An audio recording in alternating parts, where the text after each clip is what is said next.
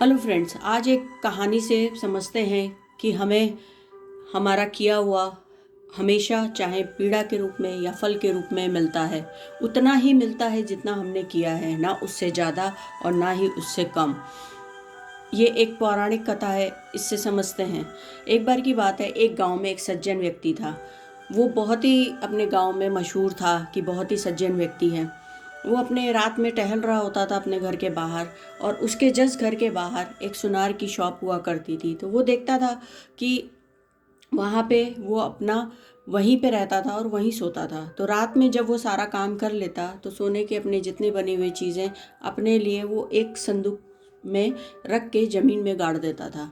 ये बात उसको दिख गई थी, लेकिन वहाँ जो पहरेदारी करता था एक पहरेदार, उसको भी ये बात दिख गई थी। काफ़ी समय बीता, रोज़ एक दूसरे को देखते रहते, और ये सज्जन व्यक्ति भी कहता कि चलो अच्छा है, सुनार मेहनत कर रहा है, उसको उसके किए का अच्छी चीज़ मिले। लेकिन एक बार की बात है कि पहरेदार रात में एक आवाज़ आई, तो सज्जन व्यक्ति ने उठ के देखा, तो देखा कि वो संदूक ले करके एक पहरेदार भाग रहा है। तो उसने वो भी दौड़ते हुए उसके पीछे गया और उसको रोका। बोला, ये तुम गलत कर रहे हो, तुम उसकी मेहनत की कमाई क्यों ले रहे हो, तुम ऐसा नहीं कर सकते। उस तो पहरेदार ने सज्जन व्यक्ति से कहा, ऐसा है कि हम लोग आधा आधा कर लेते हैं, तुम भी खुश हम भी खुश, चलो तुमने देख लिया है कोई बात नहीं, वरना तुम्हें बहुत महंगा पड़ेगा। वो बोलता है, नहीं ऐसा नहीं होगा। बोला, अच्छा तुम मेरी बात नहीं मानोगे। वो कहता, अभी मैं तुम्हें मजा चखाता हूँ। ऐसा बोल करके उसने अपनी सीटी बजानी शुरू कर दी।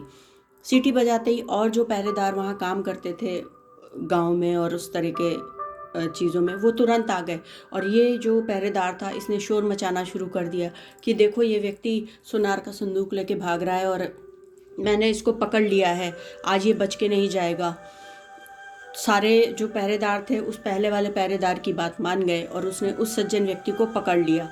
उसके बाद जैसे ही वो सुनार की दुकान के पास गए तो देखे वो मरा पड़ा हुआ है। तो जब मरा हुआ पड़ा था तो इसको तो फिर और सज़ा होनी थी, इसको दे दिया गया पुलिस स्टेशन में, और उसके बाद इस पे कोर्ट मुकदमा सब चला।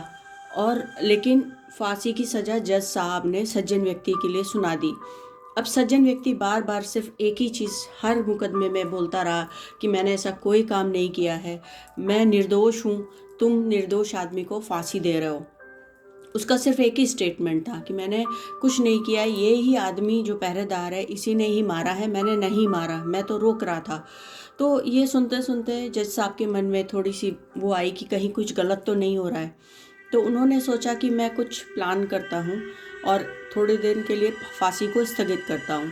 ऐसा सोचने के बाद क्या हुआ कि एक तब तक उन्होंने कुछ प्लान किया हुआ था, और उन्होंने वहाँ से एक सिपाही दौड़ते हुए आया और बोला कि अरे वहाँ पे खून हो गया है, चलो चलो, सब किसी ज़रूरत है वहाँ पे उठाने के लिए, ऐसे करके। तो जो भी कैदी थे और वो पहरेदार था और भी दो चार लोग थे, वहाँ पे गए। जब वहाँ देखा तो एक चारपाई पे खून से लथपथ लाश पड़ी है, उसके ऊपर चादर है और सारा कुछ है। तो जो बाकी सिपाही थे उन्होंने बोला, चलो चलो हाथ लगाओ और चलो आगे। तो वो कैदी भी जो सज्जन पुरुष था और वो पहरेदार भी, दोनों जब वो लेके जा रहे थे तो उसने पहरेदार ने सज्जन व्यक्ति से बोला, कहा था ना मेरी बात मान लो, आज तुम्हें फांसी की सज़ा नहीं होती और तुम भी धनवान होते और मैं भी धनवान होता, बेकार में यहाँ के लफड़ों में फंस गए। ऐसा सुन करके वो जो मृत पड़ा व्यक्ति था, जो एक ड्रामा कर रहा था, वो पूरी बात सुनता है। और जैसे ही वो चारपाई ला करके जज साहब के सामने रखी जाती है तो वो सारी की सारी बात सुना देता है। जज साहब को भी बड़ा अफसोस होता है कि कैसे मैंने ये फांसी की सज़ा एक निर्दोष व्यक्ति के लिए लिख दी, आज तक मैंने ऐसा कोई काम नहीं किया। तो उन्होंने बोला, ठीक है, तुम्हारी फांसी की सज़ा माफ़ हो जाएगी और अब पहरेदार को तो सज़ा मिलनी ही मिलनी है।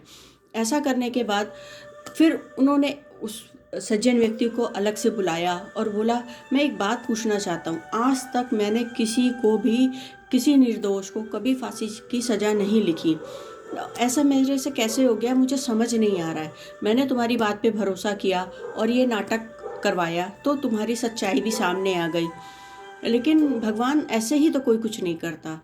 तो सज्जन व्यक्ति बड़ा दिल पसीज चुका था। उसने बोला, हाँ साहब, जब मैं 20 वर्ष पहले एक बार ऐसे ही कुछ बात हो गई थी, मेरी बात की आत्मसम्मान की बात आई थी और मैं बड़ा गुस्सैल व्यक्ति हुआ करता था और मेरे हाथ में तलवार थी और मैंने उसका गला काट दिया और वहीं पास नदी थी और उसको वहीं फेंक दिया।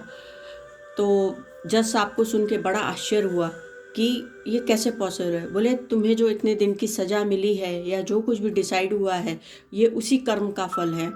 तो आज तुम्हें फांसी लगनी तो तय है, लेकिन उस पहरेदार को भी फांसी मिलेगी क्योंकि उसने भी उस सुनार को मारा है। लूटना एक अलग चीज़ है, लेकिन किसी की जान लेना तो उसकी कीमत तो जान से ही देनी पड़ेगी। ऐसा बोल के जज साहब ने भगवान का धन्यवाद दिया और उस सज्जन व्यक्ति से बोला तुम अब सज्जन हो चुके हो, लेकिन तुमने जो कर्म किया था तुमने ही उसका फल भोगा है, किसी और का नहीं। तो आज यही कहानी है।